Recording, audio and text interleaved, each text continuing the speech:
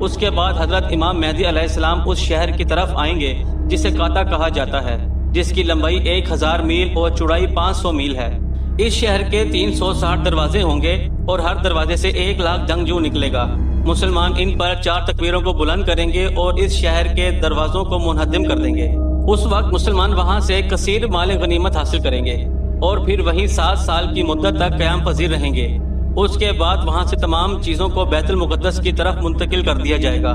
پیارے دوستو، امام مہدی علیہ السلام جب اہل روم کو اور قسطنطنیہ کو فتح کر لیں گے تو ان سے جو مال غنیمت حاصل ہوگا تو مسلمان اس وقت مال غنیمت کو اپنے درمیان تقسیم کر رہے ہوں گے تو اسی وقت اچانک چیخنے والا شخص آواز دے گا کہ دجال پیچھے تمہارے گھروں میں آ چکا ہے۔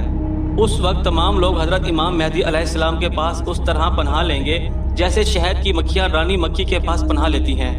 حضرت امام مہدی علیہ السلام دنیا کے اندر اس طرح بادشاہت کریں گے جس طرح